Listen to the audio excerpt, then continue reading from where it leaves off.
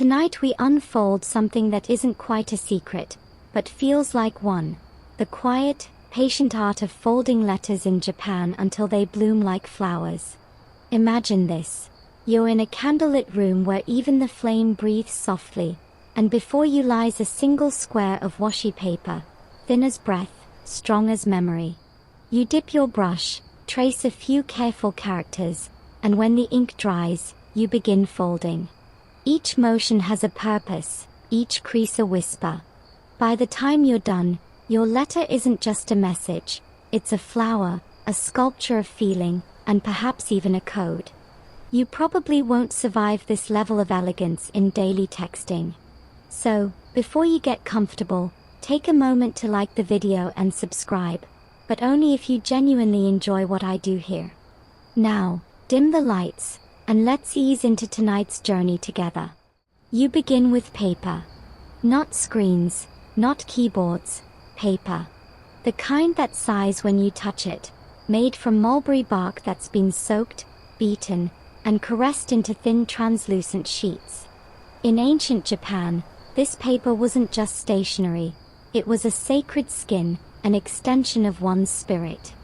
Writing on it meant committing part of yourself to permanence. Folding it? That was choreography for emotion. In the Heian period, roughly 1,000 years ago, letter writing was a sport of sophistication. Courtiers traded poems instead of texts, and a folded letter could spark more intrigue than a glance across a garden. Some were folded into diamond shapes, others into envelopes that resembled buds about to bloom. The recipient would hold the folded paper up to the light, wondering who it came from, what scent it carried, whether the edges spoke of affection or duty. Historians still argue whether the folds themselves held a formalized code, or if the patterns were more personal, improvised gestures of style. Either way, they spoke volumes. You can picture it, a court lady dressed in 12 layers of silk, a brush gliding over washi like a dragonfly skimming a pond. She writes her lines in delicate kana, perhaps a love poem that starts with dew and ends with despair, then folds it into a shape that hides and reveals at once. Maybe she tucks in a sprig of plum blossom or a single petal, something that says "I remember." The recipient unfolds it slowly, trying not to tear the meaning before reading the words. It wasn't just about romance, of course. These folded letters, known broadly as tato, also carried condolences, apologies, or respectful thanks. Folding was the punctuation of sincerity. One wrong crease could turn your affection into offense. It was the ancient equivalent of sending a thumbs-up emoji after someone confessed their feelings. Technically polite, emotionally disastrous. Paper itself held power. The best washi came from Eshin or Minyo, regions famous for their clarity and texture. Some sheets shimmered faintly when held to the light, thanks to bits of silk fiber mixed into the pulp. It's said that monks believed paper could absorb prayer, that writing sutras by hand infused the material with merit. And perhaps that's why folding those papers felt like folding small blessings, private, human prayers pressed into geometry. By the 10th century, etiquette books like the Enjishiki included rules for how documents should be presented and folded. You couldn't just crumple a letter into your sleeve. Every fold implied a relationship, formal, romantic, or respectful. Even the direction of the first crease mattered. Inward for intimacy, outward for diplomacy. Historians still debate whether these customs stemmed from Chinese bureaucratic models or evolved uniquely within Japan's court culture. The answer probably lies somewhere in between, a hybrid of imported structure and homegrown subtlety, as so many Japanese arts are. There's a lovely absurdity to it, isn't there? In a world where most of us now abbreviate our emotions into emojis, people once spent hours folding feelings into lotus-like packets. But don't scoff too quickly. Folding was more than aesthetics, it was protection. Before envelopes existed, a cleverly folded letter kept contents private. The way it was tucked determined whether it could be easily opened or sealed tight. In some cases, folds interlocked so neatly that cutting or tearing was required to reveal the inside. The reader would literally have to break through to the heart. You can imagine a small scene, a Heian messenger kneeling before a noblewoman, presenting a folded note on a lacquered tray. She bows slightly before taking it, studies the folds, the paper's grain, the faint hint of ink, already reading before she reads. Then she retreats behind a screen to open it in private, as etiquette demanded. No rush, no scene notification, no instant reply. Just the sound of paper breathing open like a flower at dawn. Of course, not everyone wrote so poetically. Ordinary folk, merchants, monks, and even samurai developed their own variations of tato. Some folded receipts or lists, others sent family notes. The technique trickled down from courtly spectacle to daily necessity. Still, even the humblest version carried the ghost of that original grace, a belief that form itself conveys feeling. Modern scholars sometimes describe Japanese culture as one of presentation, where how something is offered carries as much meaning as what's being offered. Folding letters was the purest example of that. You weren't just sending a message, you were offering an experience. The recipient didn't merely read your words, they unfolded them, like a story told twice, once in shape, once in ink. And if you listen closely, you can still hear that soft rustle, the sigh of paper remembering centuries of human hearts. Because every fold, every crease, is a fossil of care. And somewhere in your modern life, between your notifications and drafts folder, that same impulse still hums, to make something ordinary feel like ceremony. You may not fold your emails into chrysanthemums, but you still angle your words, soften your tone, double-check before you hit send. It's folding, in spirit. And as you drift further into this paper garden tonight, you might find yourself wondering, if someone were to fold your words, what shape would they take? You drift further into the candlelight of that Heian world, where ink glides, sleeves whisper, and letters become lifelines. The court at Kyoto in the 10th century isn't merely a place, it's an ecosystem of elegance. Every glance, every poem, every folded letter is part of a language of survival. You'd better hope you know how to fold correctly here, because the wrong corner turned the wrong way could end more than a flirtation. It could end your social career. In this world, people don't speak love aloud, they fold it. Courtiers glide through corridors carrying fans that hide smiles, and tucked beneath those lacquered fans are folded papers, declarations, riddles, or subtle insults depending on how they are creased. These letters are known as tato no fumi, and they carry more than words, they carry reputation. If your letter arrived creased too tightly, you risked looking desperate. Too loose, and you seemed careless. There's no winning without precision. You sit now among them, perhaps in the grand court of Emperor Ichich, surrounded by screens painted with cranes and clouds. The air smells of incense and damp ink. A nobleman in light silks composes his verse, every stroke deliberate, every pause weighted. He doesn't lick envelopes, he presses folds. You watch as he lifts a corner, tucks it just so, then adds a final diagonal, sealing the letter with geometry instead of glue.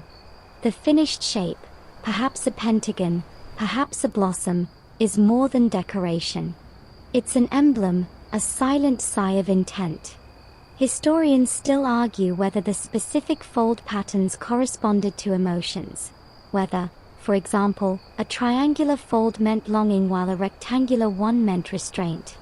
There are fragments of diaries hinting at such codes, but none survive complete. What we do know is that Heian courtiers believed paper could blush with meaning. They even dyed sheets in delicate gradients, pink for affection, indigo for melancholy, and pale green for beginnings. Imagine writing your message of heartbreak on blue paper that deepens as the ink dries, like watching your sadness become visible. Calligraphy, too, played its part. The handwriting was itself a seduction. The most skilled correspondents had a line so fluid it seemed to drift on air. Ladies especially prided themselves on what was called onada, women's hand, a flowing, whispering script that curved like mist. You can almost hear the soft scratch of the brush against washi, the rhythm of careful breathing as each word forms. It's all ritual, each step as intentional as a tea ceremony, each fold as deliberate as a bow. And then comes the delivery. You probably imagine couriers with leather satchels or dusty boots, but not here. Letters were borne by servants, sometimes wrapped in protective silk, sometimes accompanied by small gifts, a branch of plum, a painted fan, or a poem written on a leaf. If the recipient was someone of equal rank, the letter might be placed atop a lacquered tray, offered with two hands, and accompanied by a polite murmur, a message from someone who values your moonlight. The rest, your reaction, your folding reply, would determine your standing for weeks. Sometimes, these exchanges grew dangerous. A misplaced note could lead to scandal, or worse, to exile. Lovers caught with folded letters might see their reputations folded away too. One famous story tells of a lady-in-waiting whose secret correspondence was discovered when a jealous rival recognized her distinctive fold. That's the thing about expressing yourself through geometry, it leaves fingerprints. The Heian court wasn't all grace and poetry, of course. Beneath the silks was sharp competition. Marriages, promotions, even political alliances hinged on how beautifully you could write and fold. The tale of Genji, often called the world's first novel, captures this perfectly. Genji himself sends and receives countless letters, each folded like a petal and perfumed with emotion. One passage describes how he judges the sincerity of a woman by her handwriting and how her choice of paper reveals her temperament. Imagine being assessed on font and fold, that's Heian romance for you. You reach for your own letter, maybe a small experiment. You write a single line, the night is long, your sleeve colder than before, and fold it diagonally. The shape resembles a crane's wing. Would your recipient understand? Possibly. Would they read too much into it? Definitely. But that's part of the game, words and folds working together like melody and harmony. There's a quirky little tidbit about this era that makes you smile. Some letters were folded with deliberate irregularities, as if to suggest spontaneity. Perfection was beautiful, but too perfect meant insincere. It's the Heian equivalent of "I woke up like this." Even today, certain folding traditions keep that asymmetry, an aesthetic principle called wabi-sabi, the beauty of imperfection.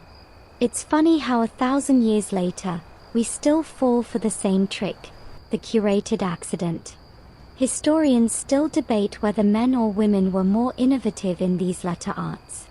The male courtiers left behind more official documents, but women's personal writings, like the diaries of Issei Schnagen or Muraski Shikibu, reveal subtler emotional folding. Some scholars argue women led the refinement of tato no fumi, shaping how folds carried feeling rather than bureaucracy. Others think men formalized the practice through rank and ritual. Either way, it's clear, emotional craftsmanship in paper was power. You glance up from your imaginary desk, and the palace around you seems to shimmer. The courtier's sleeves rustle like pages. Everywhere you look, letters move, folded, passed, received, opened. It's a choreography of communication, graceful yet fraught. Every crease hides a heartbeat. Every gesture risks misunderstanding. And you realize something simple yet profound. In the Heian court, writing wasn't private. It was performance. To fold a letter was to fold yourself into visibility, to shape your reputation through paper. And perhaps that's why this art survived so long, because it gave people control over how they were seen, even when their words said otherwise. You can almost hear the final rustle as a noblewoman tucks her folded note into a silk sleeve, waiting for the right moment to send it. The candlelight trembles, and you, centuries later, lean closer, trying to read a message folded too beautifully to ever be fully opened.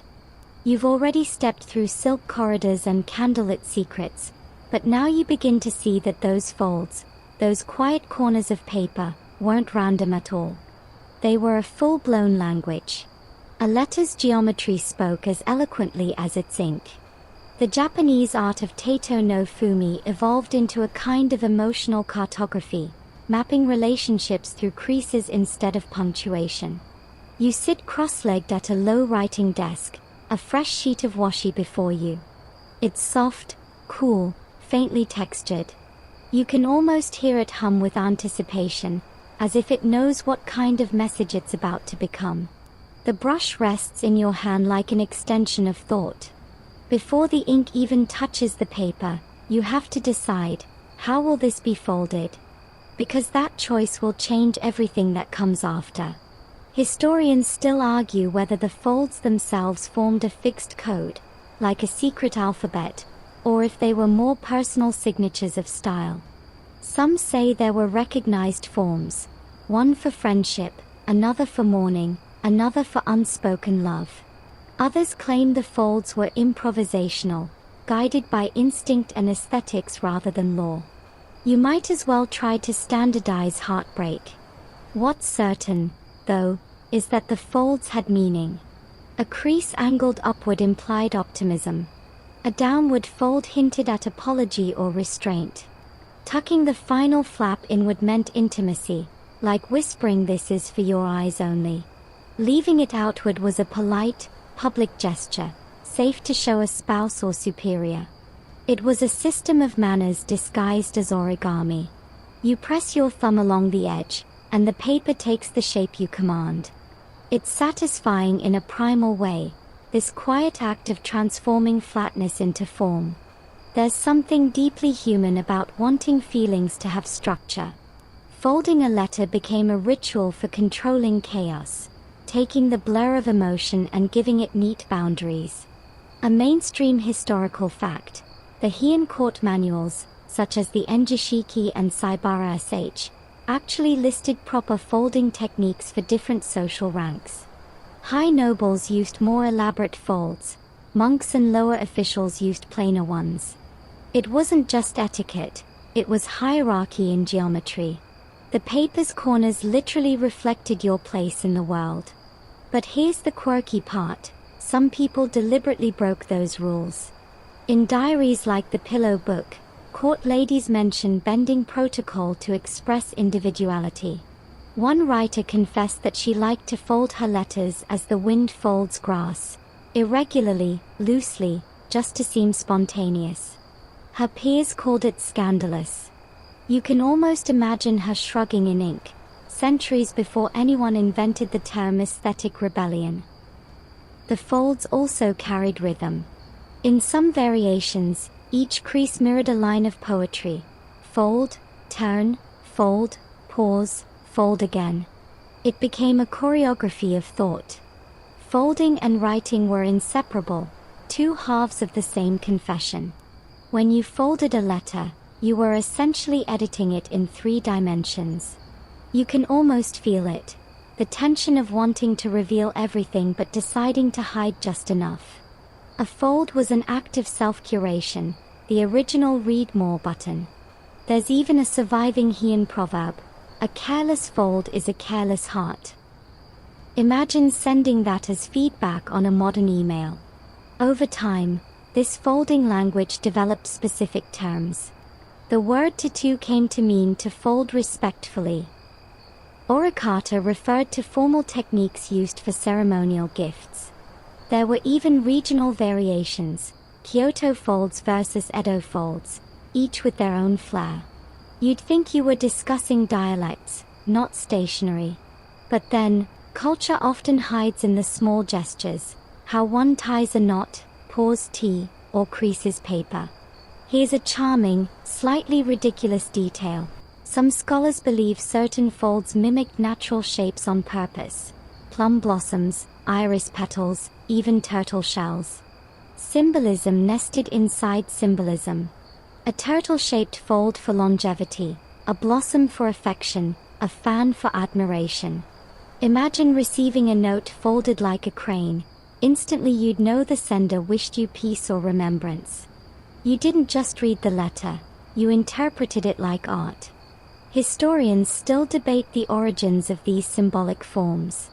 Some claim Buddhist monks introduced the idea, blending paper folding with spiritual symbolism, folds representing enlightenment, petals unfolding like awakening.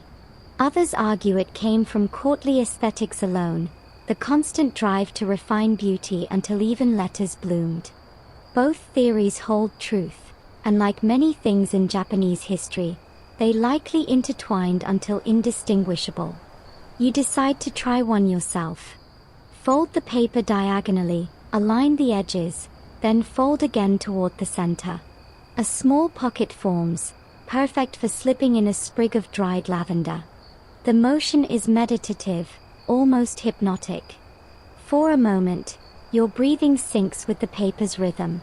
You feel the strange intimacy of the act, the quiet satisfaction of shaping something that will soon leave your hands but carry your emotion in its structure. Modern psychologists might say this tactile process helped regulate emotion, like journaling, but quieter. Folding was reflection made physical. You weren't just sending a message, you were making peace with it. There's something therapeutic about that idea, isn't there? That love, regret, or longing could all be folded neatly and set aside.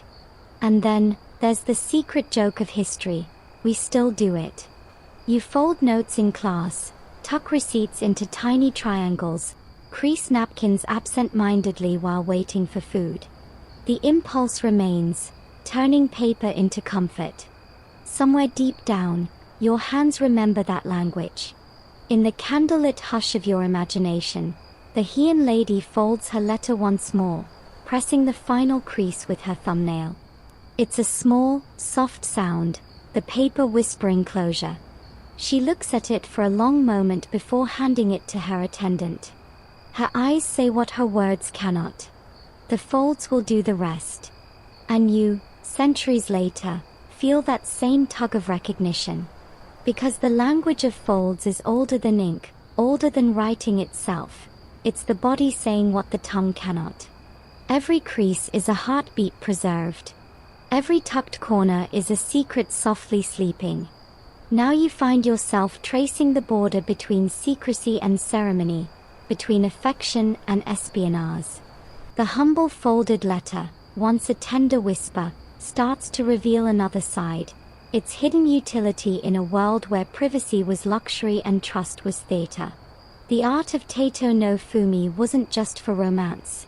It was camouflage for the written word, a geometry of discretion. You sit at a narrow table in the twilight of a samurai household, perhaps in the late Muromachi era. Candles tremble in iron holders, casting the kind of shadows that seem to listen. A man in layered robes leans over a square of paper, ink still wet with urgency. His brushstrokes are bold, his folding brisk. He tucks, rotates, folds again, until the message disappears beneath layers of apparent simplicity. There is no wax seal, no knot. Just a crease that only one person knows how to undo. That was the genius of it, tato folding as encryption. Before codes and ciphers, there were creases and corners. Historians still argue whether this technique was intentionally designed for secrecy or simply adapted for it. Either way, samurai and court messengers discovered what lovers already knew, that a letter could protect itself, provided you folded it cleverly enough. The Heian courtiers may have folded to impress, but their descendants folded to survive. In feudal Japan, letters carried information that could shift power, alliances, betrayals, military plans disguised as poetry. Some folds concealed hidden compartments, others made tampering obvious. If a letter arrived unfolded or recreased, its recipient knew someone had pride. The fold itself became a signature of trust. You lean closer to imagine how it felt, the heartbeat of danger beneath each crease. A courier kneels, presenting a letter folded in a distinctive way, one diagonal flap tucked under, two over. Only the intended recipient would recognize the pattern.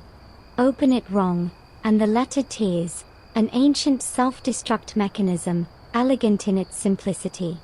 There's one surviving manual, the origata gauche, from the Edo period, describing folding methods for formal correspondence. But tucked between the etiquette are strange, ambiguous notes, phrases like the fold that conceals or the fold of silence. Historians still debate whether those were poetic metaphors or coded references to concealment techniques. You can almost picture a retainer grinning at his paper armor, thinking, "If I die on the road, at least the enemy won't read my grocery list."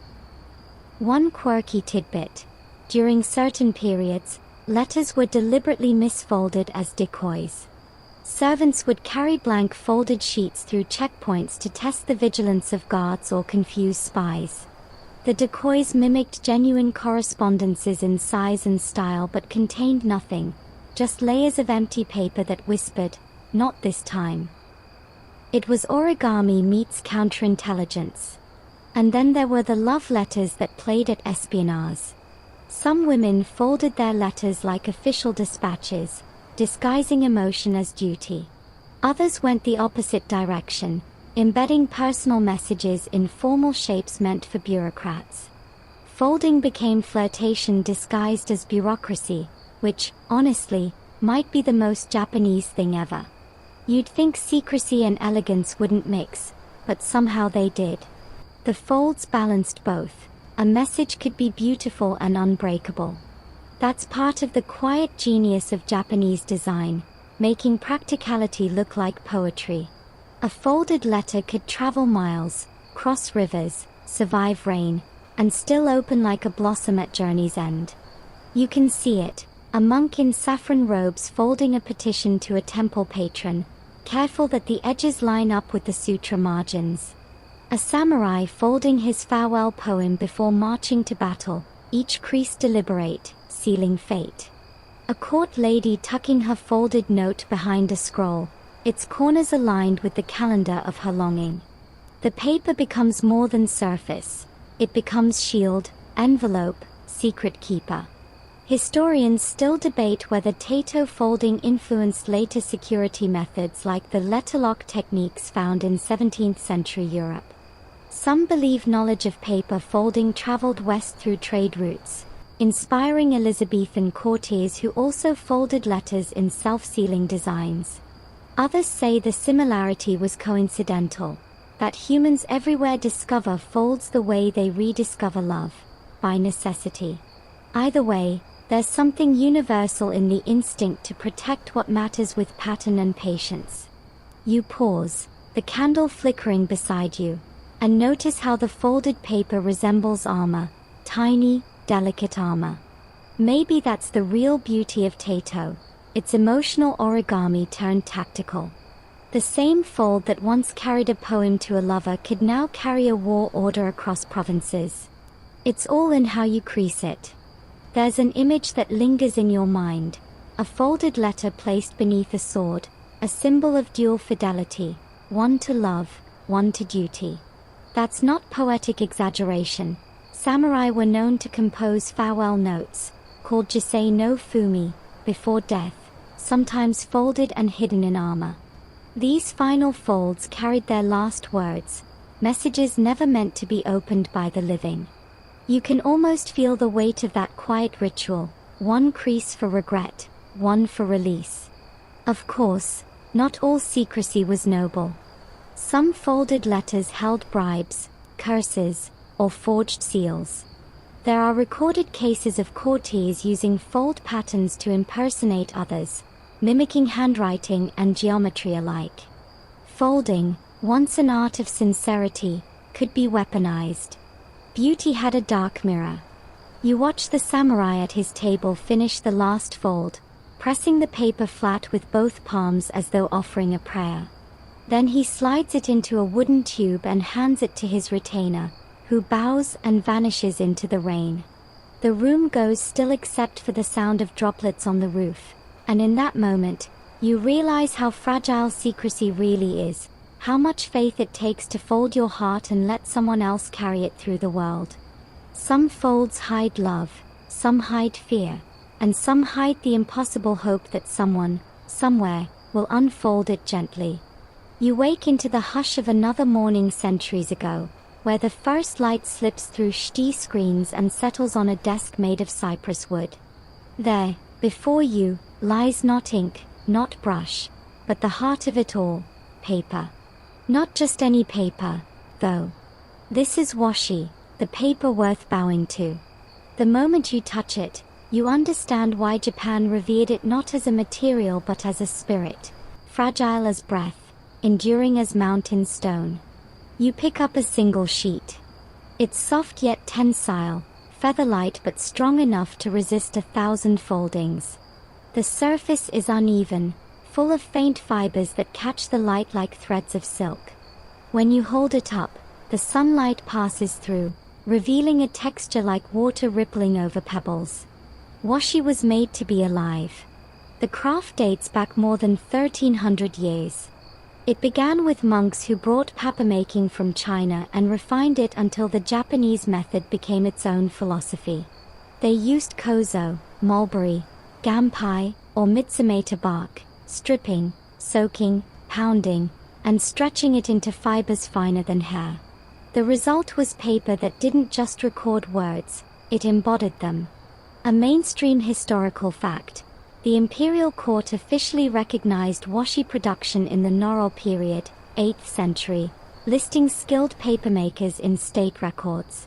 Temples used it for copying sutras, nobles for correspondence, and artists for calligraphy and painting.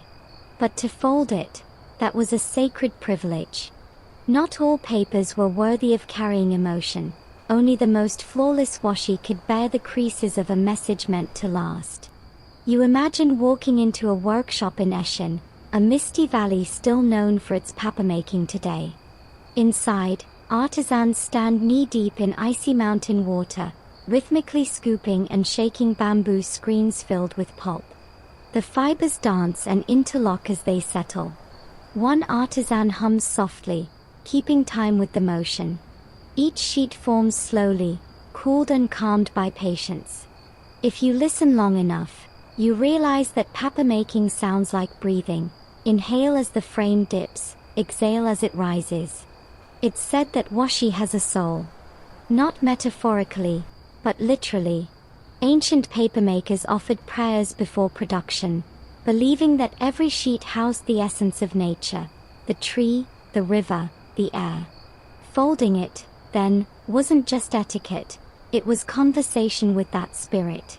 Historians still argue whether this animistic belief directly shaped folding customs or simply resonated with them, but either way, you can feel the continuity.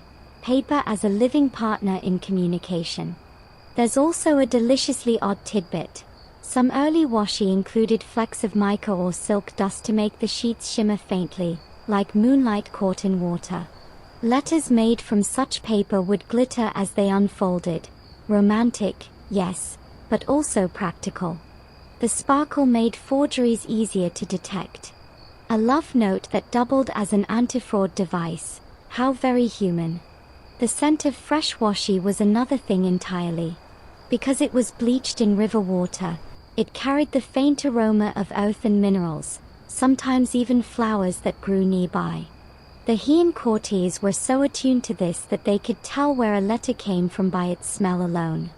Imagine sniffing your mail and thinking, ah yes, Kyoto Basin, spring flood vintage. You press your fingertips along the edge of the sheet and sense the delicate resistance. Folding washi is unlike folding modern paper. The fibers don't break, they bend, like bamboo in wind. Each fold feels like a small conversation between hand and material. You fold once, twice, and the paper remembers. The crease holds not as damage, but as memory. And here's where you realize something deeper. Washi doesn't age the way we do. It yellows gently, softens, but rarely tears. There are letters from the 12th century still perfectly legible, their folds intact, the ink barely faded. Compare that to the receipts you can't even read from last week, and suddenly you feel humble. The ancients built permanence out of patience. You picture a monk in a mountain temple, copying sutras onto washi. When he finishes, he folds the manuscript carefully, each crease aligned with sacred geometry. To him, the paper's strength isn't physical, it's spiritual endurance. A letter folded well will survive the wind, an old saying goes, and so will its words. Historians still debate whether paper-making rituals influenced Shinto purification practices or the other way around. Were the clean waters of paper-making sites chosen for purity's sake, or did they become sacred because of the craft?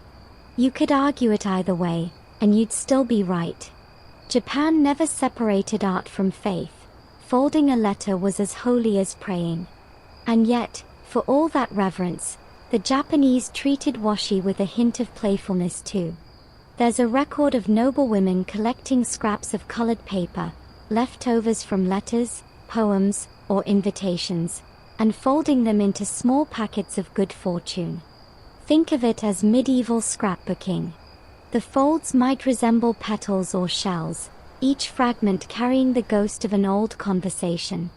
It's a reminder that even remnants of communication had value if folded beautifully.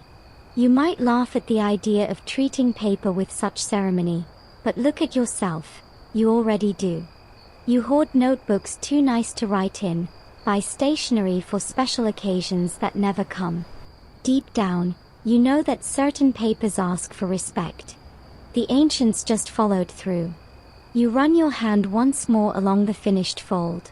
It's smooth, confident, unbroken. For a moment, the silence around you feels like acknowledgement. The paper knows what you've done. You've joined a lineage of hands that understood how something as ordinary as fiber and water could hold the weight of feeling. In that light, folding becomes less about communication and more about gratitude. Each crease is a thank you, to the tree, the river, the maker, the recipient. Paper isn't disposable here. It's a medium for reverence, and the fold is its prayer. And as you set the folded letter down, it catches the light just so, a faint glimmer of gold dust woven into its grain. It looks alive. You exhale, half in awe, half in envy. How wonderful to be something that beautiful and still so practical, to hold secrets and survive centuries with grace. You lean closer over the letter, fingers resting lightly on its folded edge. The air feels hushed, full of potential. You realize that the act of folding was never solitary.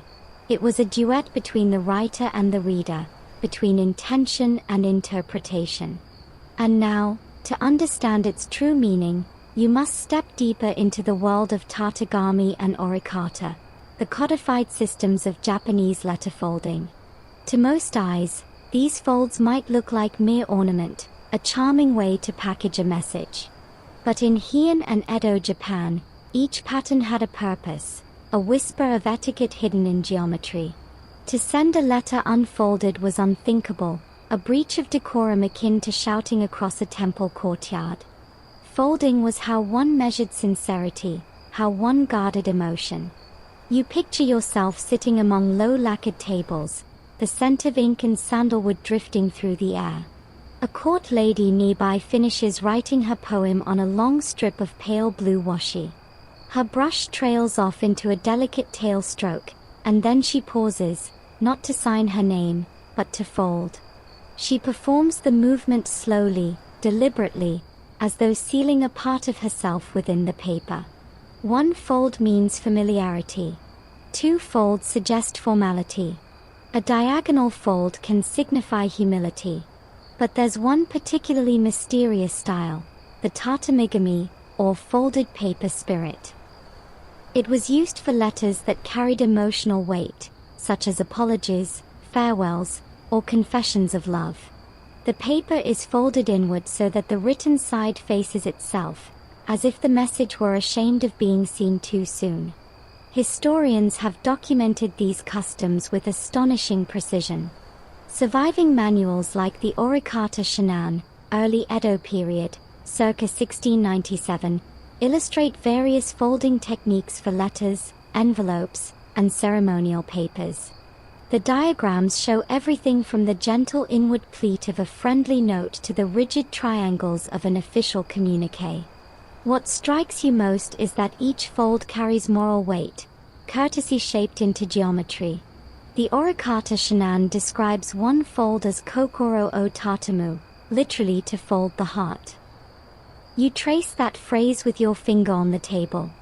It feels impossibly beautiful, this idea that emotion could be disciplined into physical form.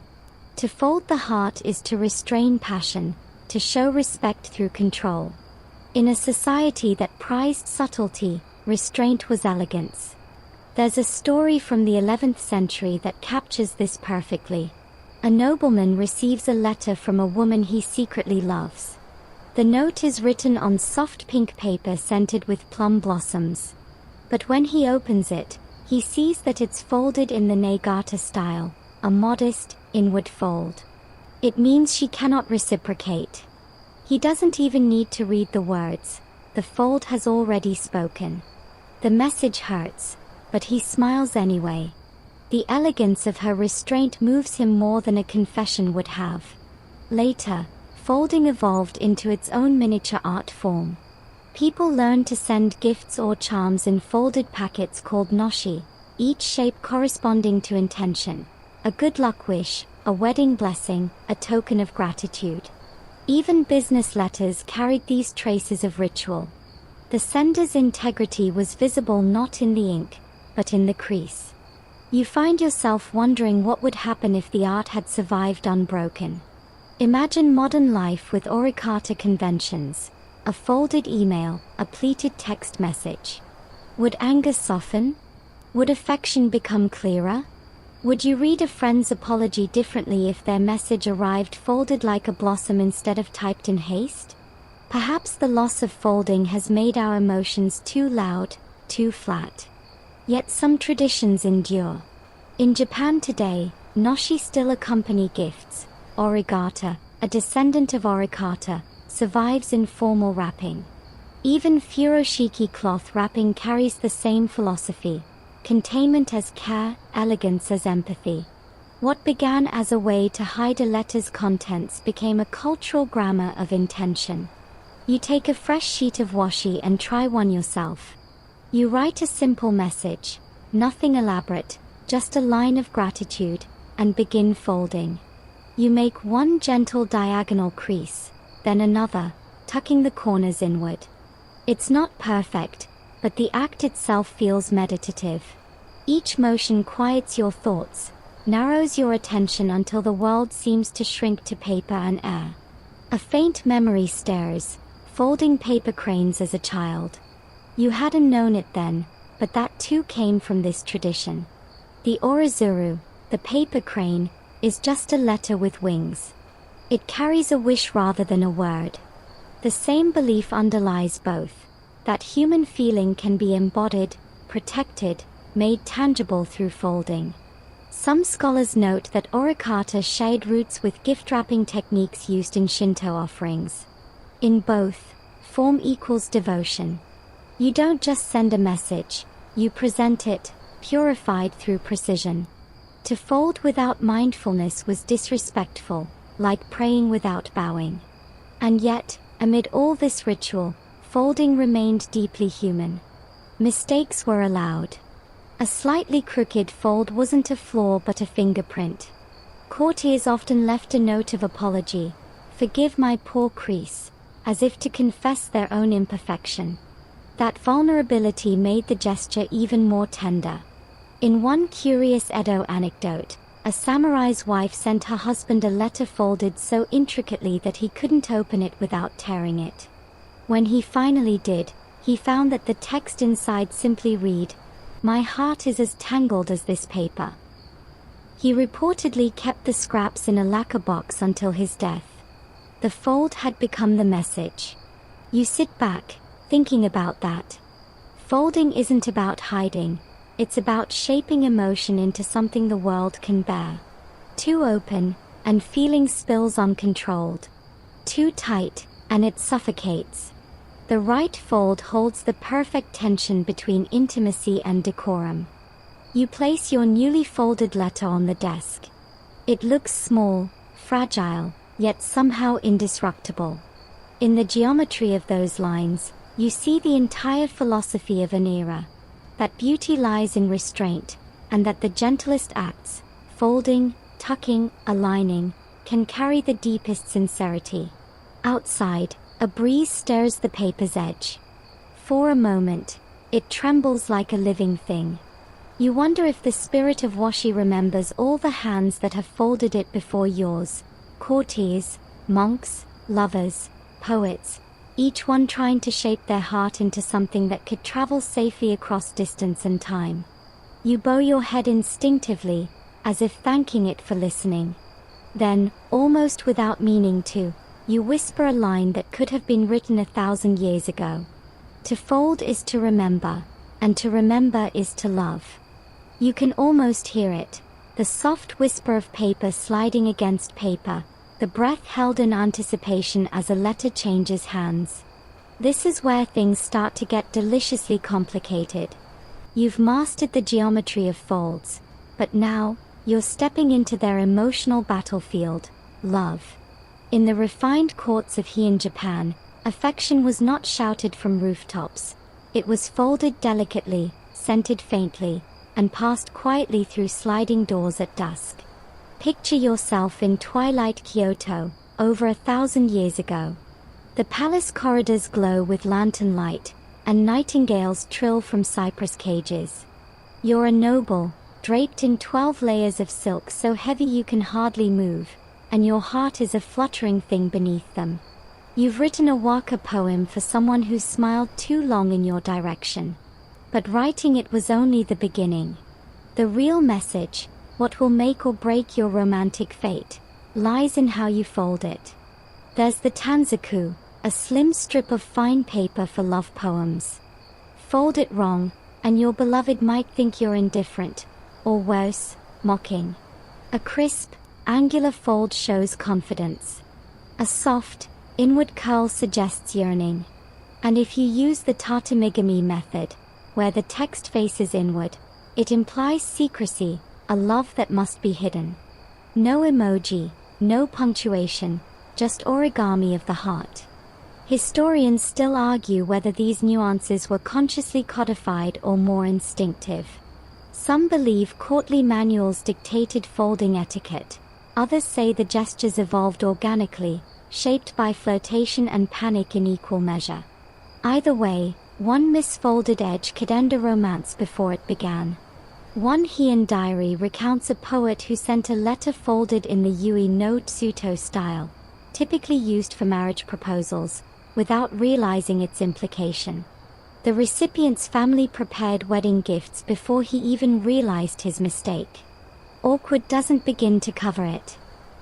Another tale tells of a woman who folded her farewell letter into the shape of a fan, signifying that her love had blown away with the wind. Poetic, yes, but also devastating. The practice was so intimate that messengers, often servants or attendants, had to be trained to carry folded letters without peeking or unfolding them by mistake. Some even tied the letters with ribbons in coded knots, doubling the secrecy. The wrong knot could signal rejection or betrayal.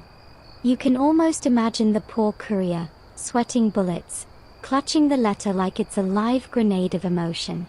But there's beauty, too, in this quiet peril. Every exchange became a performance of mutual awareness. When the recipient received the letter, they wouldn't unfold it immediately. They'd study its outer form, the angle of its corners, the neatness of the creases, like reading the sender's pulse before their words. Only then would they open it, slowly, reverently, as if unwrapping a living thought. One mainstream historical fact here. In the Heian period, 794 to 1185, Correspondence was often the only direct communication between men and women of the court, since strict social rules prevented casual conversation. A folded letter wasn't just an accessory to romance, it was the romance. A poem exchanged between lovers could sustain an affair for years without them ever meeting face to face. Now for something more unusual. Some scholars suggest that women occasionally used decoy folds to send secret messages under layers of polite verse. A visible poem might praise cherry blossoms, while a hidden inner sheet, tucked within the folds, carried an entirely different text. Sometimes, even the thickness of the letter betrayed its double meaning. One woman famously folded 3 pages together, concealing a private confession that her family never discovered. Historians still argue whether this practice was a form of proto-encryption or simply romantic theatrics, but it certainly makes ancient Japanese gossip sound a lot more interesting. There's something cinematic about the way you picture it. The faint perfume of a rosewood, the brushstrokes still wet, the hurried fold before dawn. These letters weren't dropped into mailboxes. They were delivered under moonlight, placed beneath sliding doors, hidden inside fans or beneath sleeves. A single folded paper could change everything. In modern times, love letters are usually about words. But in the Heian world, the material, the texture, the scent, the fold, spoke louder. A letter folded too loosely might suggest carelessness. Too tight, and it hinted at desperation. A misshapen edge? Impatience. It's no wonder that entire courtly reputations rose and fell on the presentation of paper. You smile at the absurdity, and then realize it isn't absurd at all. The same human ache runs through you too. You've probably rewritten a text message 5 times before hitting send, checking tone and punctuation like a 21st century calligrapher. They checked folds, you check emojis. Different tools, same terror. One fringe tidbit worth savoring: some aristocrats supposedly folded their letters to mimic seasonal motifs. A spring message might be folded to resemble a budding flower, an autumn one, a falling leaf. It was a small act of poetic synchronization, aligning one's heart with nature's rhythm. Whether anyone could read all that from a few corners of paper, who knows? But the thought alone feels impossibly refined. You pick up your own piece of washi again, feeling its cool grain under your fingertips. You fold it once, twice, then realize you're hesitating before the final crease. There's something vulnerable about it, committing emotion to form. You imagine slipping it beneath a door, knowing it might be misread, ignored, or treasured. And you suddenly understand those ancient courtiers better than you expected. As you finish the fold, the paper looks like a petal cupping light. You realize that, in its own quiet way, it's both armor and confession, a small, silent miracle of human tenderness. You smile, shake your head, and whisper the only logical thing. Well, at least ghosting was harder back then. The candle flickers, and you imagine the paper's shadow shifting like a heartbeat. You've folded your letter of love, but now comes the hardest part, getting it safely to the person who should read it. In ancient Japan, the journey of a folded letter could be as perilous as the message itself. Couriers, codes, and a constant awareness that one wrong pair of hands could change everything. You picture yourself stepping into the cool air outside the palace, your sleeves heavy with embroidered silk, your secret tucked within. The night hums with cicadas, and somewhere, a paper lantern swings in the breeze. The letter in your hand is folded perfectly, delicate yet deliberate. But to reach its recipient, it must pass through a labyrinth of servants, attendants, and watchful eyes. In the Heian court, messages rarely traveled directly. Letters moved hand to hand through layers of society, pages, attendants, and sometimes, even monks or traveling merchants. The most trusted couriers were often women of the court, skilled in discretion and silent as shadows. A skilled messenger could carry more than ink and paper, She carried trust, reputation, even the possibility of scandal. Historians still argue whether the couriers of that time were mere messengers or informal diplomats. Some records suggest that their loyalty was rewarded with small gifts of perfume or brocade. Others hint that they might read the letters they carried, subtly shaping alliances through what they learned. Imagine the gossip potential: a folded note meant for a prince, intercepted by a curious attendant who knows just enough poetry to decode its tone. You think of these couriers as early data carriers, human USB drives wrapped in kimono. And in a way, they were encryption experts. They knew the meaning of every crease, every angle. A misplaced fold might mean disaster, so a true professional could detect tampering by the faintest misalignment. If a rival had secretly opened your message, the crease would betray them. There's one recorded case from the early Edo period that almost sounds like a spy novel. A merchant's daughter fell in love with a samurai, but their social classes made marriage impossible. She sent him a folded letter wrapped in noshi, a paper charm of good fortune. It never reached him, intercepted by his superior, who unfolded it and exposed their affair. In retaliation, the girl began folding her letters into complex interlocking shapes that could not be opened without tearing them apart. Her story ended tragically, but her technique evolved into a known security fold, later adopted by merchants sending trade secrets. Folds, you realize, were both tender and tactical. Samurai and poets alike used them to conceal meaning. Some even used double folds, outer layers with formal writing, and inner pockets for private notes or coded phrases. During the Sengo period, when espionage and intrigue ran rampant, folded letters became political tools. Hidden messages might be written in invisible ink made from citrus juice or folded in such a way that only by refolding the paper a certain way could one reveal the true text. One mainstream historical fact: during the Edo era, censorship laws required all correspondence to be monitored for sedition or slander against the shogunate. The government employed officials known as metsuki, watchers, who examined letters for suspicious content. Naturally, this made the art of folding even more critical. A cleverly folded message could evade a lazy censor, surviving where open words could not. You glance at your folded note on the table and suddenly see it differently, not as decoration, but defense. You start to appreciate how something so soft could resist something so harsh. The fringe tidbit? Some people reportedly trained birds, yes, actual birds, to deliver folded letters. In the Edo period, homing pigeons carried messages between distant lovers or conspirators, their tiny cargo tied beneath the wing. One 18th century diary mentions a folded heart letter sent this way, so small it fit in a sparrow's claw. Historians still debate whether that's literal truth or poetic exaggeration, but you want to believe it. You really do. You imagine it now: a moonlit rooftop, a woman whispering to a pigeon, tying a folded note to its leg. The bird vanishes into the night, carrying words that could save or ruin her. Maybe it never arrives. Maybe it lands in the wrong garden. Maybe it circles the same temple for days before delivering its secret to someone who will understand it centuries later: you. That's the strange thing about paper. It survives better than people.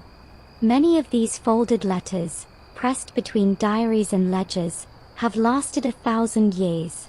The names have faded, but the creases remain, the geometry unchanged. You can almost run your fingers along the folds and feel the emotion still trapped inside. Of course, the couriers weren't always loyal. In one notorious 17th century case, a servant was bribed to switch 2 folded letters between rival courtesans. The result? Each woman believed the other had insulted her, sparking a feud that spread through the pleasure quarters of Edo like wildfire. When the truth came out, the servant vanished. Some say he joined a traveling theater troupe, others claim his ghost still lingers, forever unfolding letters that were never meant for him. You chuckle softly. Even back then, people couldn't resist reading each other's messages. It's comforting, in a strange way. Across centuries, the same impulses endure: curiosity, longing, fear of exposure. The mediums change, but the hunger for connection stays constant. Whether it's a scroll carried by hand or a text sent through glass, every message is an act of faith. You imagine a letter folded for war, a soldier's farewell, sealed in a shape meant to endure the journey. Or one folded for peace, a note of surrender carried between generals. The same creases that once held love poems now carried ultimatums and treaties. Paper, it seems, doesn't choose sides. It simply carries whatever humanity needs it to. You glance up and realize the candle's almost out. The paper on your desk gleams faintly, its folds catching the last shimmer of flame. For a fleeting second, it looks like a small, silent messenger waiting to be sent somewhere beyond your reach.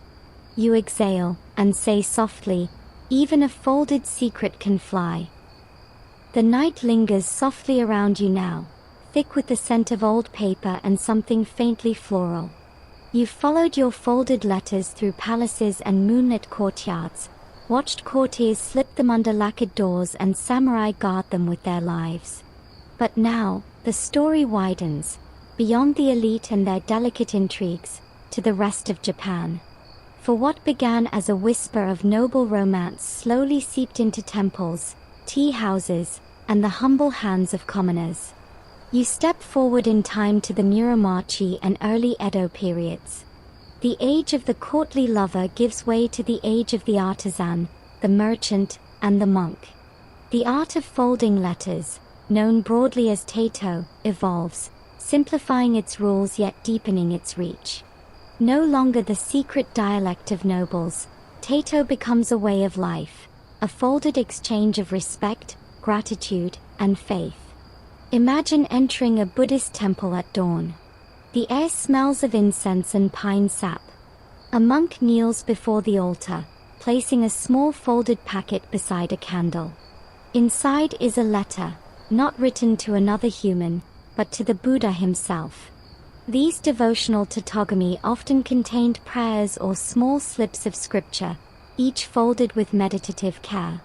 The monk presses his palms together, bowing 3 times. His prayer isn't sealed in words, but in geometry. Each fold a mantra, each crease, a breath. One mainstream historical fact here: by the 15th century, Buddhist temples throughout Japan used folded paper as wrappers for offerings and sutras. This practice, called origata, represented purity and humility. Even the simplest rice or coin offering was enveloped with precision, transforming a mundane act into spiritual beauty. But the monks weren't the only ones folding. Down in the bustling streets of Kyoto and Edo, merchants began to use folded papers for entirely different reasons: commerce and etiquette. The merchant class, rising fast during the Edo period, prized tautogami for its subtle messaging. A neatly folded letter could show refinement equal to that of a court noble, proving one's cultural literacy. You can almost hear them muttering across tatami mats: "If I can't afford a poem, at least I can afford a perfect crease." There's something profoundly democratic about it. Folding didn't require wealth, only care. A scrap of washi, folded just so, could carry gratitude, apology, or payment. The art that once belonged to aristocrats became a shared ritual of everyday life. Even geisha and tea masters began incorporating folded paper into their work. Letters folded like flower buds accompanied invitations to tea ceremonies, simple, elegant, ephemeral. The chinoyu, or tea ceremony, loved this idea, that perfection exists in small, impermanent gestures. You can almost hear the rustle of kimono silk as a host places a folded envelope beside the tea bowl, containing a handwritten note of thanks. It isn't opened aloud, its mere presence completes the aesthetic harmony of the moment. Historians still argue whether these folding traditions influenced furoshiki, the art of wrapping objects in cloth, or vice versa. Some suggest both grew from a single impulse, to treat containment as expression. Others say furoshiki evolved independently from bathhouse culture, where guests wrapped their belongings in square cloths. Either way, you can see the shared spirit, care as a visible act.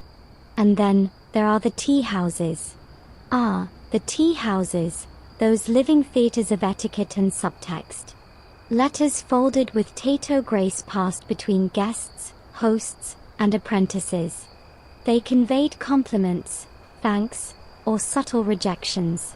In the floating world of Edo's pleasure quarters, such folds carried different meanings altogether: flirtation, invitation, sometimes heartbreak.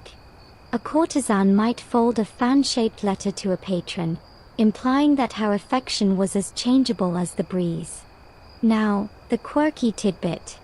Among some traveling monks, it's said that folded letters were also used as talismans of protection. One legend from Mount Kia tells of a monk who folded a sutra into a crane shape before crossing a stormy river. The story claims the folded paper floated from his hands and transformed into an actual bird, guiding him safely across. Historians doubt the physics of that, but it's easy to see why the tale endured. Faith, after all, is its own kind of fold. As centuries passed, tato became woven into the fabric of social interaction. Marriage proposals, condolences, gifts, all were accompanied by folded enclosures. In the merchant towns of Osaka, shopkeepers sent folded notes to their patrons at New Year, thanking them for custom. Even within families, folded papers were left on altars to honor ancestors. The once aristocratic gesture had become communal, a quiet choreography binding society together. You glance again at the folds before you. The geometry feels universal now, almost mathematical. Each shape, diamond, triangle, petal, seems to hum with intention. You start to realize why Japanese aesthetics often value what's hidden more than what's shown. The fold doesn't conceal, it transforms. It says, there's more here than you can see. You try folding a small square of paper into one of the old tato styles. It's awkward at first, your modern hands fumbling where ancient ones would have glided. But when you finish, the packet sits in your palm like something alive, quiet, complete, whole. You could tuck a note inside, or a coin, or a prayer.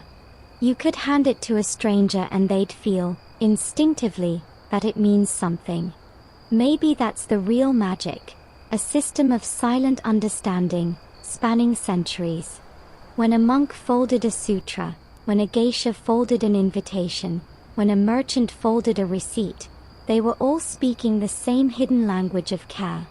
And somewhere, beneath the centuries of calligraphy and ritual, you sense the same heartbeat, the desire to make something small feel sacred.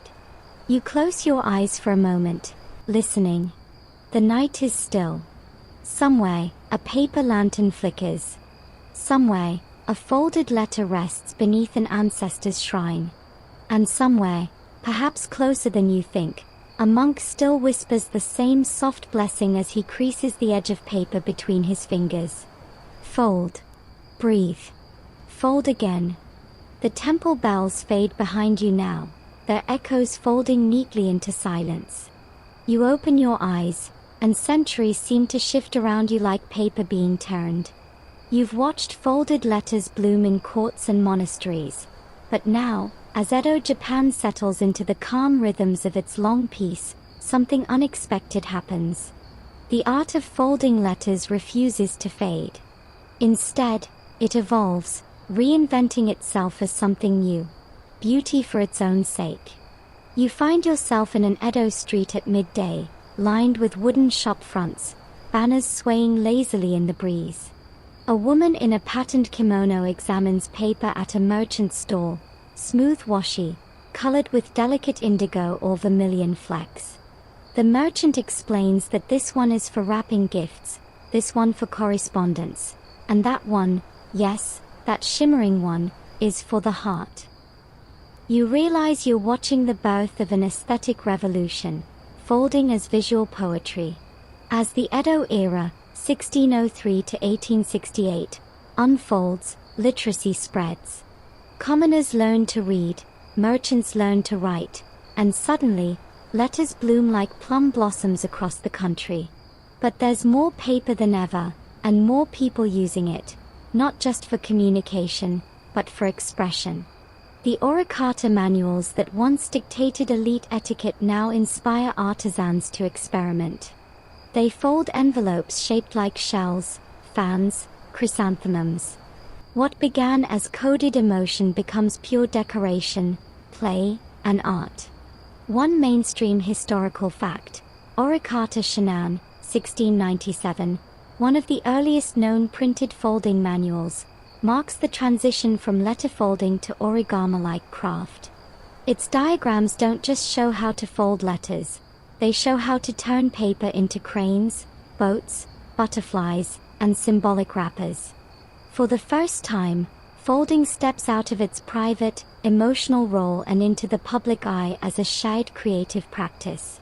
You can imagine a shopkeeper's apprentice, learning to fold an elegant wrapper for sweets, or a geisha folding a decorative packet around a poem to hand to a patron. Even samurai wives took pride in folding family crests or house letters with formal precision. The fold had become a national language of aesthetics, part courtesy, part craftsmanship. And yet, underneath the prettiness, the old meanings never quite disappear.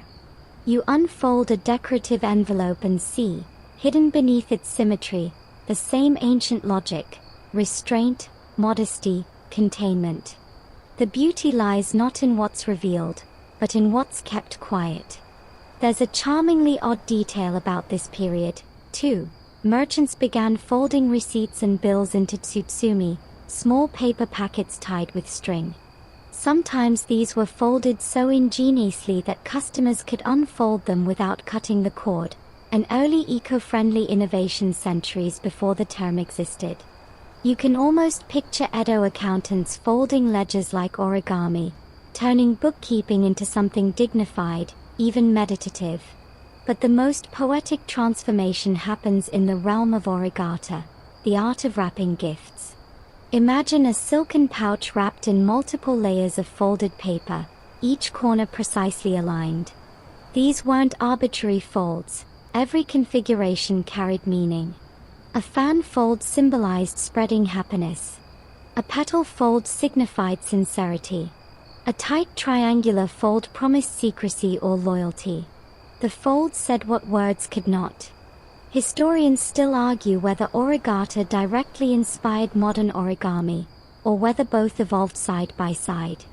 Some claim the word origami, folded paper, wasn't used until the late 19th century, when kindergarten education adopted paper folding as a moral and spatial exercise. Others argue that Edo artisans were already treating folding as a form of design long before that. Either way, the Edo streets hum with evidence: shops selling instructional prints, temples displaying folded charms, even kabuki plays referencing folded letters as props of fate and flirtation. And of course, with every popular art form comes its shadow: counterfeits, pretenders, gimmicks. You find stories of traveling peddlers selling love letter fold kits, cheaply printed guides promising to win affection through perfect paper geometry. Fold like this, the advertisement claims, and your heart will be returned within 3 days. Spoiler: historians doubt the success rate. Still, you can't help smiling. Even then, people were trying to buy shortcuts to sincerity. Some things never change. One delightful fringe tidbit from Edo: some courtiers and artists experimented with folding washi soaked in scented oils, believing that certain folds could trap aroma longer. These scented folds, called neogami, were stored in drawers to perfume letters, garments, or even rooms. One diary entry from 1790 describes a hostess folding lavender-scented paper into camellia shapes before guests arrived, so the room would bloom invisibly. You can almost smell it now, a sweetness hovering between paper and air. But the most moving part of this evolution isn't aesthetic, it's emotional endurance. Through earthquakes, fires, and political upheavals, the art never vanished. It adapted. Folding found new purpose in ceremonies, festivals, daily exchanges. It became part of the rhythm of Japanese life, woven into gestures so ordinary that people barely noticed them. You hold one of these folded packets in your mind's hand, sturdy, elegant, simple. Maybe it carries tea leaves. Maybe a wedding invitation. Maybe just a few kind words. You think about how the same action that once sealed love letters now wraps gifts, protects offerings, or expresses thanks. 1,000 uses, one language, the fold. As you think this, your thoughts wander to your own world. You buy things wrapped in plastic, tear open packages without looking. You tap send and forget. There's no time for folding anymore. And yet, a part of you wonders what it would feel like to make a message deliberate again, to hold meaning in your hands, to give shape to intention. The candle beside you sputters, casting the paper's shadow long across the table. You trace it gently with a fingertip. Somewhere in that simple line, centuries of care ripple outward, from court lady to monk, merchant to artist, from one pair of human hands to another. You whisper quietly, almost like a spell. To fold is to endure. You blink, and the paper in your hands seems to shift colors, no longer the muted creams of Edo, but parchment pale as moonlight on the sea. The room feels wider, as if the folds you've studied have begun to open outward, spilling beyond Japan's shores. The wind carries faint voices in unfamiliar languages, all murmuring admiration for what they've just discovered. Letters folded like flowers, packages wrapped with ceremony, messages that looked too beautiful to unfold. This is how Japanese folded letters began to drift across the oceans, quietly, like petals on a current. It starts, as so many cultural voyages do, with curiosity. European traders and missionaries of the 16th and 17th centuries brought stories home about the Japanese and their astonishing paper, so light, so strong, so ethereal it could be folded and refolded without tearing. And what they couldn't describe, they collected. Sheets of washi, wrapping papers, ceremonial envelopes, small, delicate artifacts that confounded and enchanted those who saw them. You stand beside a 17th century Dutch merchant in Nagasaki, watching him hold a folded letter between gloved fingers. Not sealed, he mutters, puzzled. The Japanese interpreter smiles politely. It is sealed, he replies, but only for those who know how to open it. The merchant nods, pretending to understand, but you can tell he doesn't. To him, a message without wax is just paper. To the Japanese, it's a labyrinth of emotion. One mainstream historical fact: by the 18th century, Japan's folding arts had already influenced parts of Europe, particularly through letterlocking, the intricate practice of folding and sealing letters so that they served as their own envelopes. While letterlocking existed independently in the West, used by figures like Queen Elizabeth I and Marie Antoinette, scholars now note curious similarities: angular folds, layered closures, tucks that concealed text.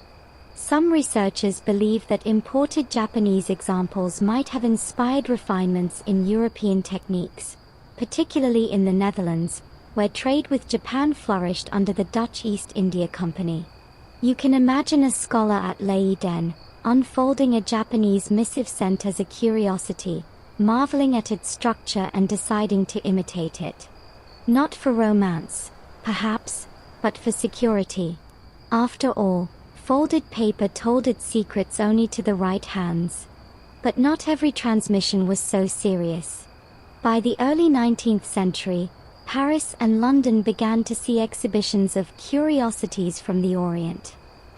Visitors gasped at lacquer boxes, painted screens, and delicate folded envelopes. The press described them as flower letters and papery puzzles.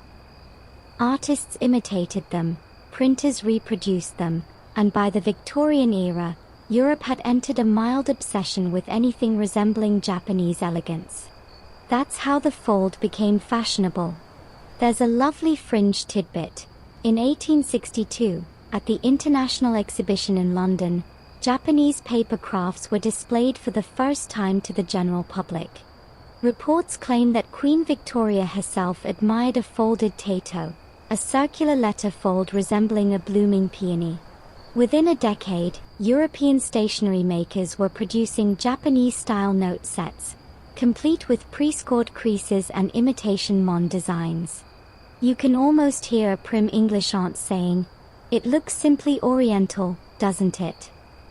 Blissfully unaware she's holding centuries of encoded etiquette in her gloved hands. Historians still argue whether the European letterlock tradition truly borrowed from Japanese techniques or simply mirrored them by coincidence. After all, humans across the world have folded paper for security since paper existed.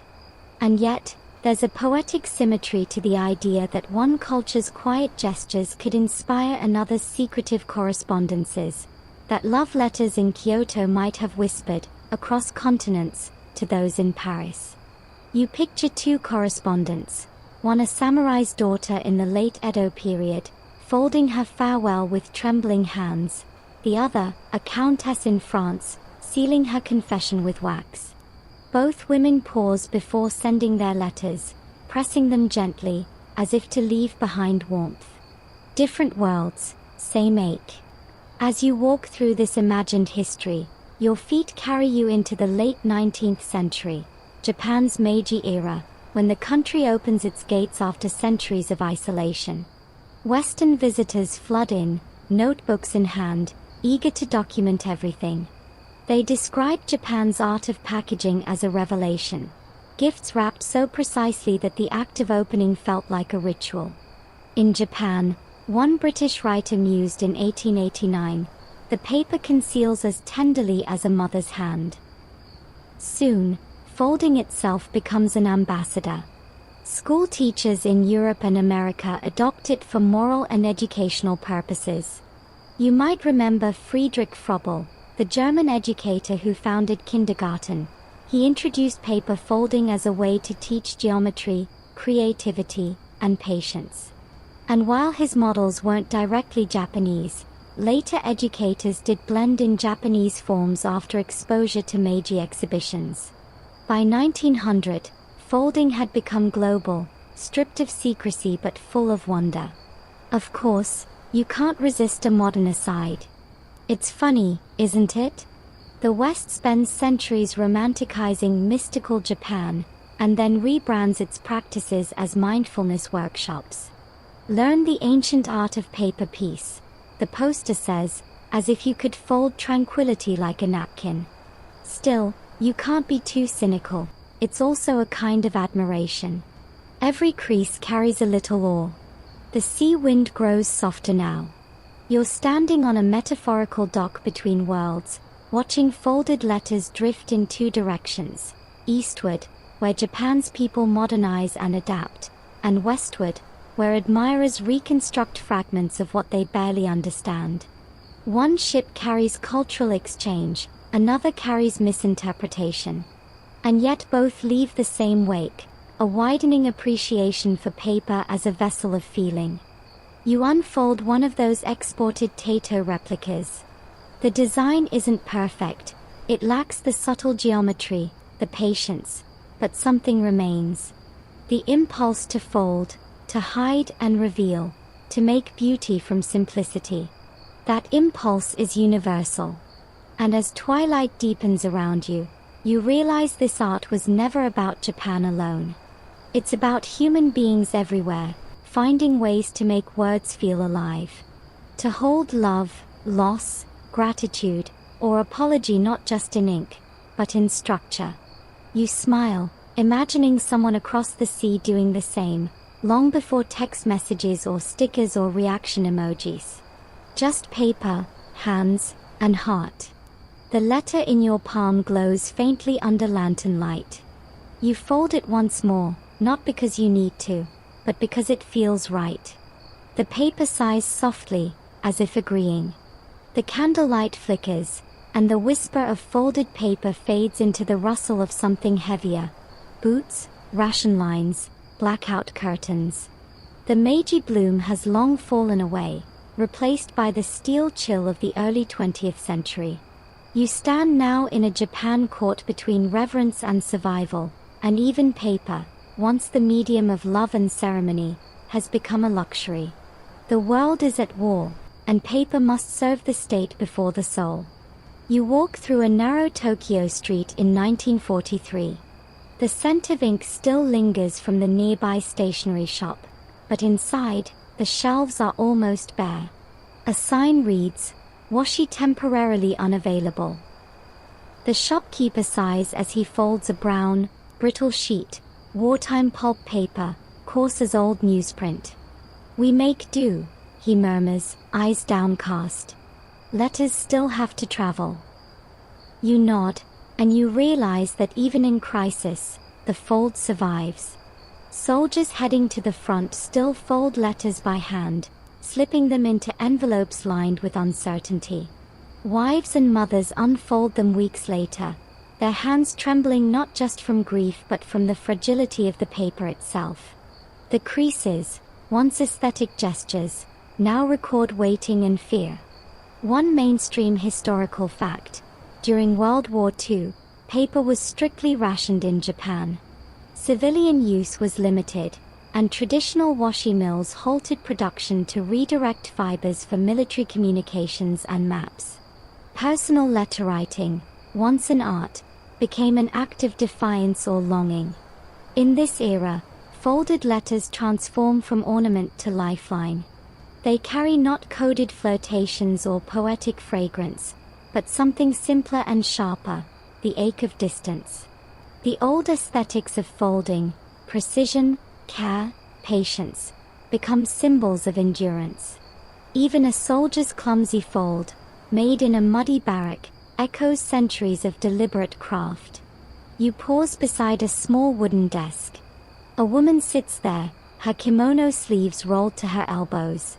She folds a letter to her husband, a sailor stationed far away. The paper is plain, the ink thin, the folds slightly uneven. But she tucks a tiny petal from her garden inside, pressing it between layers of paper like a secret prayer. She knows it might never reach him, but folding it feels like doing something. It's here that the emotional essence of tato, containment and care, quietly reasserts itself. When there's nothing left to give, you fold what remains. There's a peculiar fringe tidbit from this time. Some postal workers claimed they could identify letters from women to soldiers simply by their folds. The corners are softer, one recalled decades later, as if pressed by someone who wanted the letter to feel like a touch. Imagine that, a country at war, and still, the folds spoke tenderness. But beauty can't shield everything. The bombings of Tokyo and other cities in 1945 destroyed archives, shops, and countless paper crafts. Entire traditions, manuals, diagrams, patterns, vanished overnight. The folding arts that had survived earthquakes and shoguns now faced industrial obliteration. Historians still argue whether this period marked the death of tato or merely its transformation. Some claim the art nearly disappeared because survival demanded function, not grace. Others insist it persisted quietly, passed between families who remembered it as part of their heritage. Maybe the truth lies in between, like a folded letter left forgotten in a drawer, waiting to be rediscovered when peace returned. After the war, Japan rebuilt itself from ash and ration slips. Factories replaced mills, and plastic replaced paper in wrapping and packaging. The new world valued efficiency: flat, smooth, disposable. Folding was still taught in schools, but now it bore a new name, origami. It was no longer about secrecy or emotional code. It was a child's game, a teacher's tool, a national symbol of resilience. You might think the older art, the subtle geometry of tato, was lost forever. But it wasn't gone, it had only gone quiet. In small rural villages, elderly women still folded cloth or paper packets for offerings at shrines. Old washi artisans still whispered about ceremonial wrapping. And sometimes, in old family trunks, you'd find a single folded letter, its edges yellowed but still sharp, as if the paper itself refused to decay. You sit down beside one such trunk now. You open it gently, half afraid the air itself might tear the fragile paper inside. It's a letter from 1917, folded into a simple triangular tato, sealed with a tiny dab of starch. The ink has faded, but the handwriting dances faintly in graceful canna. You unfold it slowly. The paper exhales. The message is brief, a farewell before a journey. But what catches your breath isn't the words, it's the structure. Even after decades, the folds remain intact. The paper remembers. You realize this is what the art was always about, not permanence of message, but durability of form. Words may fade, but folds endure. And yet, the post-war decades would change everything. By the 1950s and 60s, origami becomes the global ambassador of Japanese folding. Artists like Akira Yoshizawa introduce it to the world stage, turning paper into sculptures. Tourists bring home folding kits, but few ever learn about tato. The letterfold, once intimate, secret, human, is overshadowed by cranes and frogs. Still, you can't quite mourn it. Because in a strange way, tato survives inside every origami model. Each crease you make, each reverse fold, each hidden flap, all of them descend from that same ancient instinct, to protect what matters. You glance again at the old wartime letter, its paper now soft under your fingertips. For a moment, you swear it moves, not literally, but in memory. You see the woman who folded it, her quiet hope pressed between lines of ink. You see the man who might have opened it, far from home, the scent of distant camellias clinging faintly to the fibers. And then you see yourself, unfolding, refolding, remembering. War can erase almost everything, but not the human urge to wrap care into form. The fold endures because it is what we do when words fail. You exhale, long and slow, and the paper in your hand sighs with you. The room feels lighter now, as if the air itself has loosened a little after the weight of war. You stretch your fingers, still remembering the feel of that old triangular fold. When you look down again, you're surrounded by paper, bright, crisp, modern. Some sheets are square, some patterned with cranes and waves, others shimmering with gold flecks. A bookstore display reads "Origami for Mindfulness."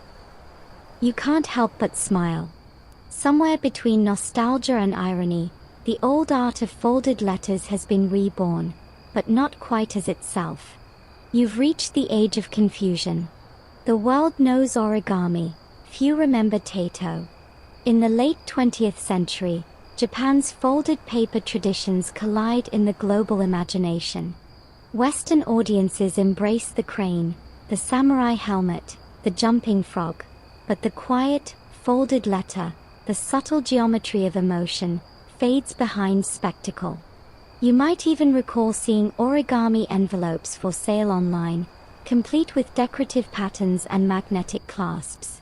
Pretty, yes. Authentic? Not quite. Still, you can't blame anyone for mixing them up. The differences are subtle, hidden in philosophy rather than appearance. Origami, literally folded paper, is the modern umbrella term for sculptural folding, often beginning from a square sheet with no cutting or gluing. Tato, by contrast, is the art of folding letters or small packets from rectangular paper, using folds not to create forms, but to protect content. The purpose isn't visual, it's emotional. One mainstream historical fact: scholars have traced tato to the Heian period, over a millennium before origami gained its name in the 19th century. The two arts share roots but diverged in purpose. Tato was functional and intimate, origami symbolic and public. It's as if one whispered, while the other sang. But somewhere along the way, people stopped listening for the whisper. You sit cross-legged in a 1970s classroom, watching children fold colorful paper squares under the soft hum of fluorescent lights. The teacher smiles as they hold up cranes. "See? This is Japan's oldest tradition," she says. You almost want to raise your hand, to correct her gently, but you don't. The cranes flap in unison, and for a moment, the air feels full of innocence. The tato, meanwhile, survives quietly in private spaces, passed down by grandparents, remembered by a few calligraphers and kimono wrappers. You can almost picture an elderly woman teaching her granddaughter to fold a packet for tea leaves or a handwritten note. "Not too tight," she says. "Let the paper breathe." Historians still argue whether tato's near disappearance was due to modernization or linguistic blending. Some suggest that as the Japanese writing system adopted Western envelopes and stationery, the practical need for folded letters simply vanished. Others say that the word origami became so dominant that all folding, regardless of intent, was absorbed beneath it. You could say tato was folded into origami, ironically, swallowed by its own descendant. There's a charmingly strange fringe tidbit from the post-war years. Some stationery companies in Tokyo tried to revive tato under Western names like Japanese love fold or secret petal letter. They printed English-language booklets showing diagrams with romantic instructions: fold once for devotion, twice for patience. It didn't catch on, though. Too few people had the patience for folds that didn't look impressive when displayed. The quiet beauty of concealment was out of fashion.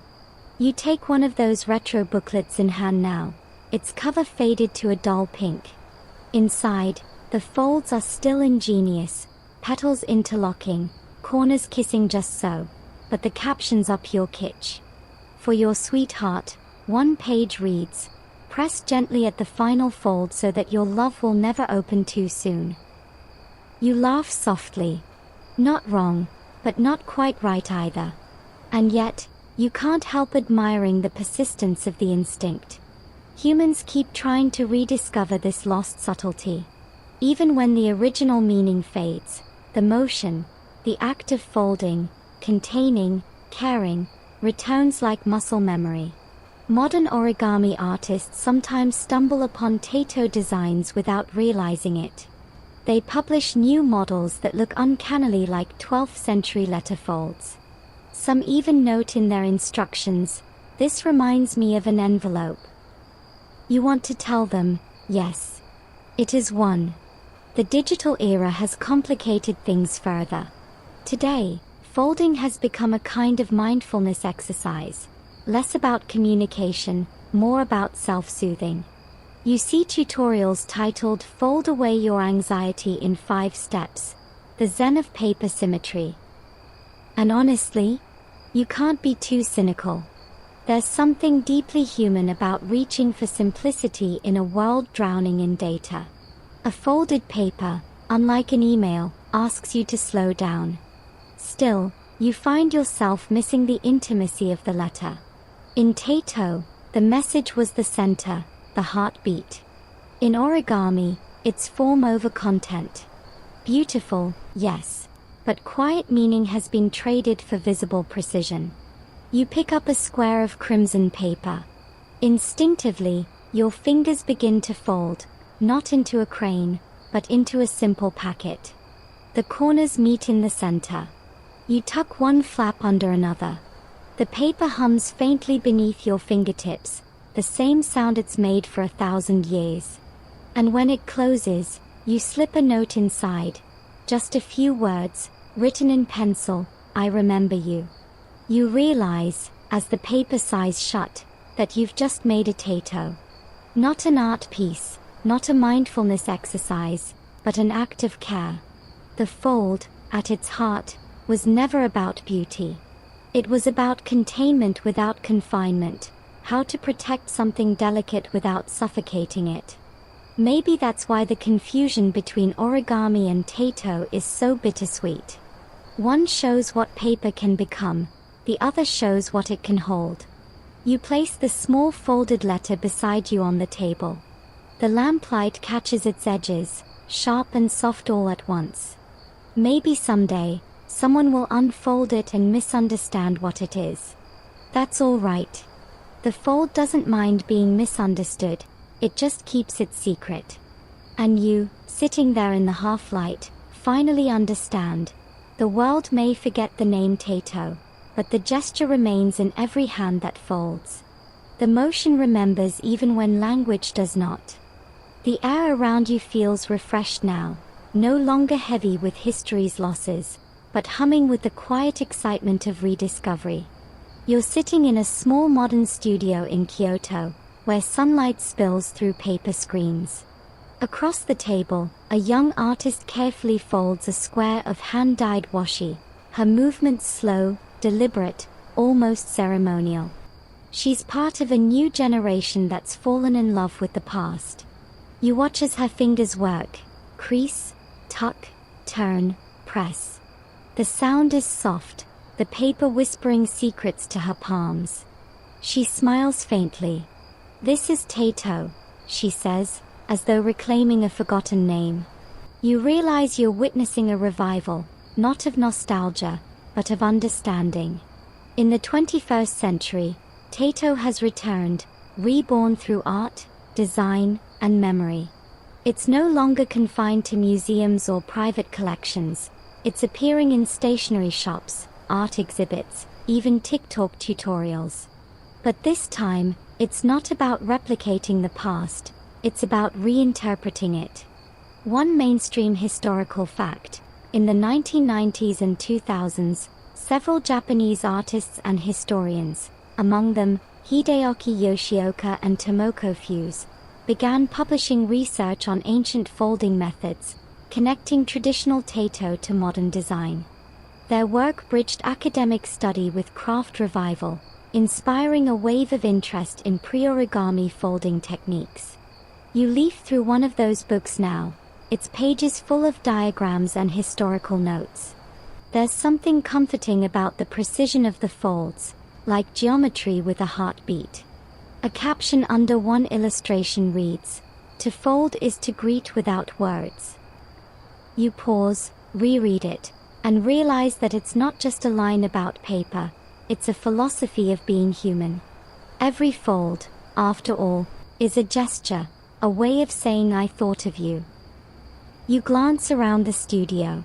The table is scattered with creations both ancient and modern, tato folded from metallic paper, digital prints, translucent plastics. Some designs cradle tiny poems or pressed flowers, others are empty, folded purely for form. Nearby, an elderly man, one of the local masters, leans over a student's work. "Remember," he says gently, "the fold is not decoration. It is conversation." You like that.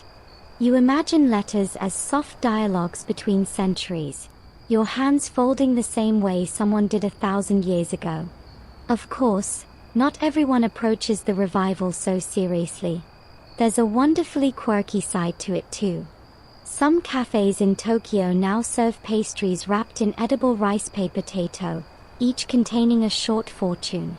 You unfold your dessert, half amused, half impressed. "You will meet patience halfway," the message says. You can't tell if it's advice or a polite threat. Another fringe tidbit: a Kyoto fashion designer once debuted an entire clothing line inspired by ancient letter folds. Dresses closed with hidden tucks instead of zippers, sleeves wrapped like petals, collars folded in triangular layers that mimicked Edo period tato. Critics called it wearable correspondence. The designer, grinning backstage, said, "Every fold is a message to the body." You're not sure if that's profound or just great marketing, but either way, you wish you could try one on. Historians still argue whether modern reinterpretations of tato preserve its spirit or merely appropriate its aesthetic. Purists say the digital tutorials and minimalist art installations have stripped away the emotional intimacy of the original letters. Others argue that adaptation is survival, that as long as people fold, the tradition lives. Maybe the truth, as always, lies in the crease between. You decide to try folding again. The young artist offers you a sheet of washi, soft and fibrous, dyed pale green like tea foam. "No tools," she says. "Just your hands. Paper likes warmth." You start tentatively, corner to center, edge to edge. The paper bends willingly, like it remembers. Soon, a pattern emerges. 4 petals that meet in the middle, closing around a small space, just big enough for a secret. The artist nods approvingly. "You made a Yotsum tato," she says softly. 4 eyes. It protects the heart. For a long time, neither of you speak.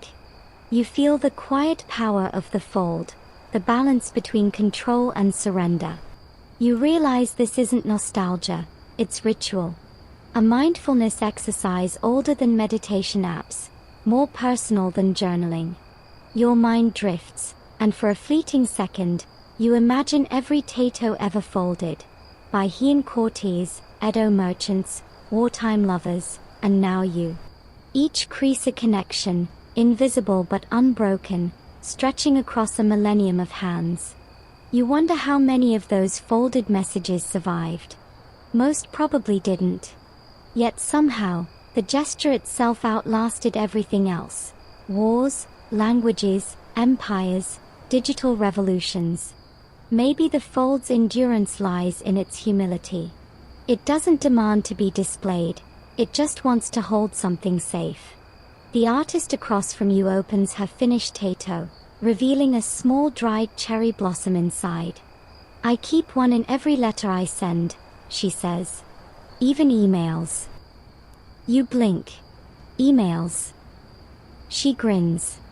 "I scan them. It's the thought that counts." You laugh quietly. That's modern Japan for you, ancient grace with Wi-Fi. The clock ticks softly. The room smells of paper, starch, and faint cedar. You realize that the revival isn't really about art at all. It's about rediscovering presence, what it means to slow down, to touch what we send out into the world.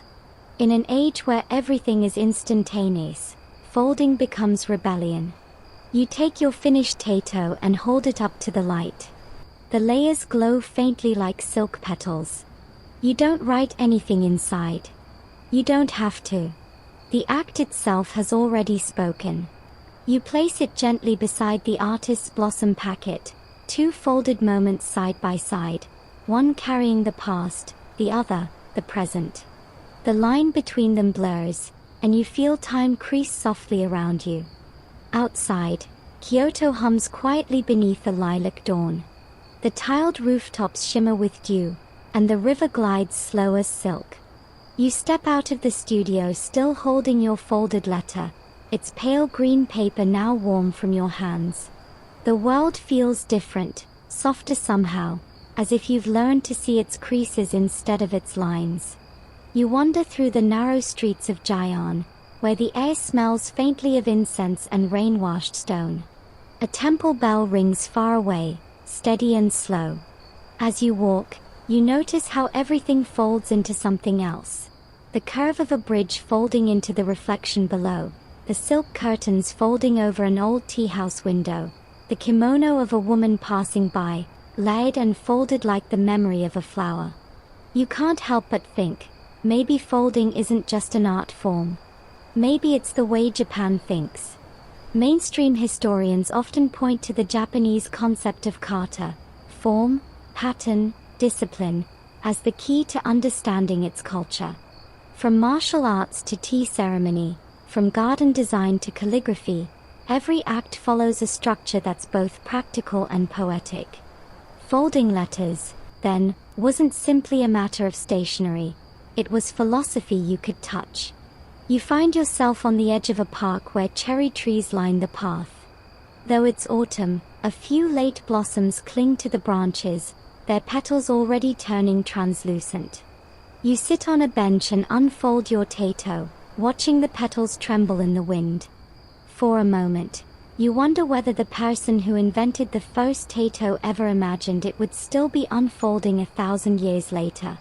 Historians still argue whether tato began as a purely feminine art within the Heian court or as a general method of document wrapping across social ranks. Some claim it was aristocratic flair, others believe it emerged from Buddhist temple rituals. You smile at the debate, because like every good fold, the truth hides between layers. You think back to all the characters you've met on this quiet paper trail. The court ladies scribbling waka poems on crimson sheets, the Edo merchants sending coded affection through folded rice paper envelopes, the soldiers wrapping tiny keepsakes before battle, the scholars trying to preserve designs in fading ink. Each one, in their way, practiced patience. And patience, you realize, is the unspoken language of folding. There's a fringe tidbit you can't shake. The story of a Japanese astronaut who, in the early 2000s, brought origami paper aboard the International Space Station. In zero gravity, the folds wouldn't stay put. They floated apart, drifting gently like small satellites. When he returned, he said, "Even in space, the paper wanted to unfold, to breathe." You imagine a tato drifting in space, petals turning slowly, the message inside waiting to find gravity again. You chuckle softly. Paper with existential issues, you mutter. Somewhere in the distance, a crow caws as if in agreement. You stand and start walking again, the city slowly waking around you. A vendor pushes open his stall. The smell of roasted chestnuts fills the air. You pass a group of school children chattering about their art project. Apparently, they are learning to fold tato as part of a cultural studies unit. You can't help but grin. The art survives, one creased fingertip at a time. You pause on a small bridge overlooking the Camo River. The current glimmers like brushed metal. You take one last look at your folded letter, then, on a whim, set it gently on the water. The paper floats, tilts, and begins to drift downstream. It doesn't sink. It sails, a tiny message to no one and everyone. You feel strangely peaceful watching it go. Maybe that's what tato was always meant to teach. Not permanence, but release. Every fold holds a secret, but every unfolding frees it. You take a long breath, tasting the crisp air. The city hums. The water moves. Your pulse slows to the rhythm of centuries. The art of folding letters like flowers is no longer just about paper or messages. It's about the delicate act of tending to intention. To fold is to care. To send is to trust. To unfold is to remember. And even if you never write a folded letter again, you'll carry the feeling of it. The careful slowness, the small ceremony, the quiet beauty of things made by hand. The river carries your paper out of sight. The sunlight catches it one last time, and for an instant, it gleams like gold leaf. You smile. You've folded history into memory, and unfolded yourself into calm. Now, breathe. Let the story settle like a sheet of soft washi paper, resting flat after its long journey. Your mind still holds the shapes of the folds, the triangles, the petals, the secret pockets, but they begin to smooth out as your thoughts drift towards stillness. You can almost hear the faint rustle of paper, 1,000 letters exhaling together across time. Somewhere in the distance, a candle flickers, the scent of ink fades into the dark.